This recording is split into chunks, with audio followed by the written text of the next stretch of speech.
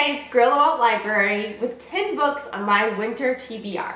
I don't plan on getting a ton of reading done during the holidays, and that's totally okay with me, but I do have 10 books that I would love to read over the course of December and January.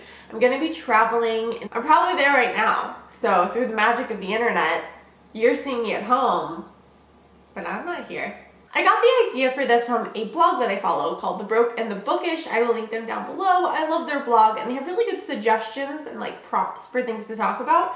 And every Tuesday they have a list that comes out for Top 10 Tuesday. And this was a suggestion a couple of weeks ago, so I did it and I really like the books that kind of like came out of it, the 10 books that I thought of, so I thought I'd share them here. And book number 1 is Anne of Green Gables by Ellen Montgomery. I was contacted by the publisher of this book, Penguin.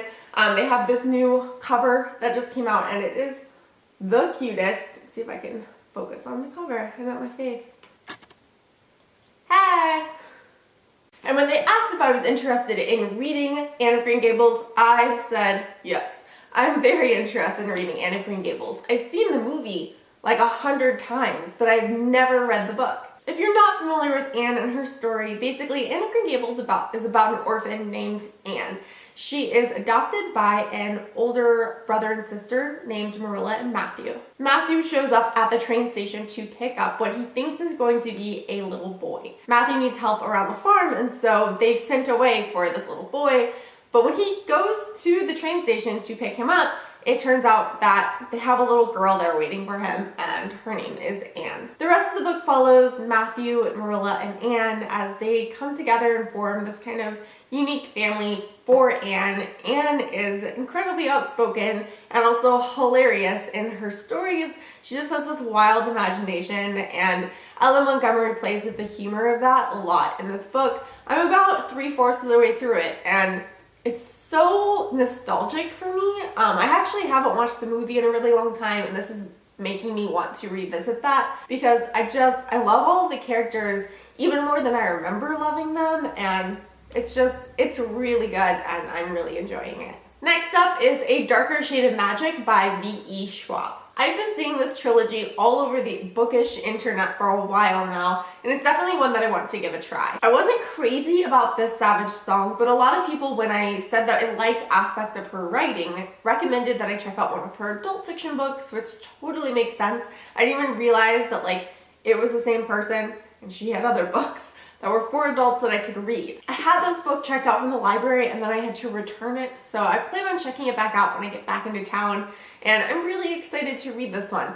I don't read fantasy very often, but when I find a fantasy book that I like, I usually really like it. Next up on my list is Beneath the Scarlet Sky by Mark Sullivan. I actually finished this book like 2 or 3 days ago. I filmed a 60-second review for it. I'm on the ball this week. I don't know if it's all the coffee that I'm drinking, but like I just feel like I'm chugging along in life. I picked up Beneath the Scarlet Sky because it has been on Amazon charts list for so long, and I hadn't heard anyone else talking about it, which I thought was kind of strange, and my curiosity, like I had to check it out. It's a historical fiction novel. It's very well reviewed. There are 49,000 ratings and it has a 4.5 average star rating. And having finished it and read it, I can say that I am not a part of that 4 to 5 star rating group for this book. The story of the book, though, is fascinating. So if you haven't heard of Beneath a Scarlet Sky, it's getting turned into a film, actually. There's already a film adaptation of this being made because the story of it is fascinating. It's about an Italian teenager during World War II named Pino Lela. And Pino had a fascinating and also heroic life during World War II. Like, he was an experienced mountain climber. So right off the bat, when Jews were like fleeing Italy, Pino was helping them by assisting them to cross the Alps. He had a priest that he was working with and kind of like hiding there in this boys' school, and he was helping Jewish families cross the Alps at night. That became a little dangerous. They were kind of getting found out, and he went from doing that to signing up as a Nazi soldier. He did that for a short while, and then he actually got hired as one of the leaders of the Nazi party in Italy. He was his driver. But that turned into it being a spy job against the Nazis very quickly, and it's just, the story is crazy. The things that Pinot saw, the people that Pinot met are all, a lot of them, like key figures of World War II. That part of it was really interesting. Also, I've never, I don't think, ever read a book about World War II that was from the perspective of an Italian person, and especially an Italian teenager. So the fact that the story is true definitely pulled me in. There were some writing things, which I'll talk about in a wrap-up later, that bothered me, but the story itself is fascinating. I would also love to read Moxie by Jennifer Matthau. I have heard so many good things about this book on BookTube and also on Instagram. A lot of YA readers are loving this book, and I don't read a lot of YA, but I love finding YA books that I love. Kind of like with science fiction and fantasy, I don't read them very often, but I'm always kind of on the hunt and hoping that I will find a new favorite in that genre. This book is about a girl named Vivian. She is in high school in Texas, and she is just getting super fed up with some of the policies that her school has. And so she gets inspiration from her mom, who was a riot girl back in the 1990s, and decided that she wasn't gonna be okay with this anymore, and she starts a magazine called Moxie. In the course of creating this magazine, she also kind of starts a revolution of sorts. The author of this book is also going to attend a book festival that I may attend as well next year, and so it's a book that I want to read for that as well, because I think it's really neat to read a book and then meet the author, and so to have the opportunity to do that would be really cool, and it's definitely a book I want to read before I go to that. Now we're going to get into a couple of Christmassy spirit books. The first one is A Christmas Carol by Charles Dickens. This is a classic book, obviously, and I have never read it. I've watched the Mickey Mouse special about 100 times, but I have never actually sat down and read the book. It's a pretty quick read. I think it's under 200 pages, and it's also free on my Kindle, so those are both bonuses. But I also think it's kind of a prerequisite to reading the next book on my list, which is Mr. Timothy by Louis Baynard. This is a continuation of the Christmas Carol story as imagined by the author, in which we follow little Timothy. I think there is a murder mystery type element to this book, but mostly I want to read this book because it's one of my dad's most favorite books. He reads it every year around this time, so I think it'd be a fun thing to do, and also to be able to talk to him about, to read this one as well. I would also really love to read Rebecca by Daphne du Maurier. Every now and then, like, an older classic starts to gain traction again, and this is definitely one of those books, and I have heard really good reviews of it, and I'm always intrigued by classics. I don't tend to read them hardly ever, although I have a bunch on my list this winter, so that's neat. The plot of this book, though, sounds very twisty and mysterious.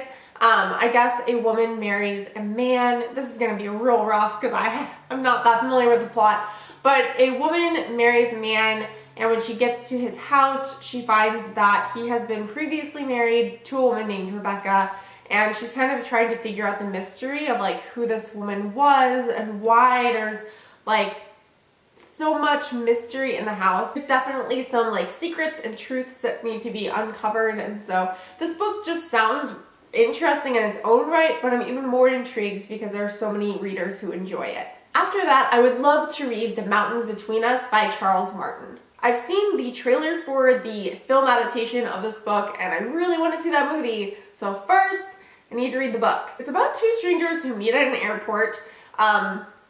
They get on a plane together, and the plane goes down. It crashes into the wilderness, and the two of them have to come together, these two strangers, and survive. I am a total sucker for book to film adaptations. I love watching them and also reading before I watch. A really good film adaptation of a book that I love, there are few things that are as satisfying as that.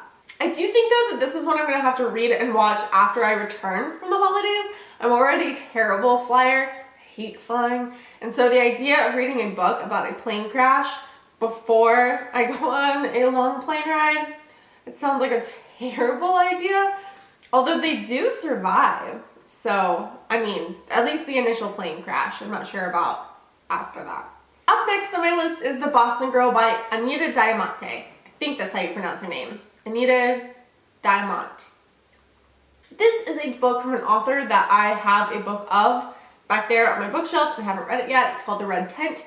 Sounds super fascinating, but the Boston Girl is actually kind of calling my name a little bit more than the book by her that I already own. It says it is an unforgettable novel about family ties and values, friendship, and feminism told through the eyes of a young Jewish woman growing up in Boston in the early 20th century. This sounds like, reading the description for this book is one of those descriptions where I'm like, I'm reading this today. Like, I want to go pick this book up today. I love the idea of this older woman telling her story in the framework of trying to inspire and encourage her granddaughter.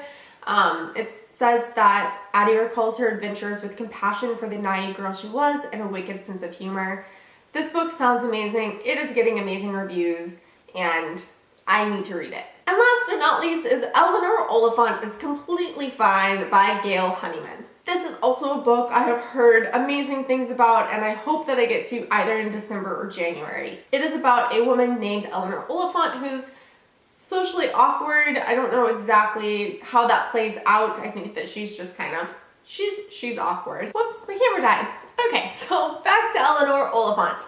Eleanor is socially awkward. She befriends a man in her workplace who works in the IT department, and they become friends, and then they help another man, I guess, who has become injured somehow. So they have this kind of like unlikely friend group. Eleanor's perspective sounds like one that's going to be really interesting to read from, and this book has been getting so much love, and it sounds like it's going to be really heartwarming, but also possibly like emotionally damaging. So gonna have to get some tissues ready, but for the most part, this sounds like a great read and probably a really fun way to start the year of reading as well. And that's it, guys. Those books are my plan for reading for the rest of 2017 and the beginning of 2018, which is crazy.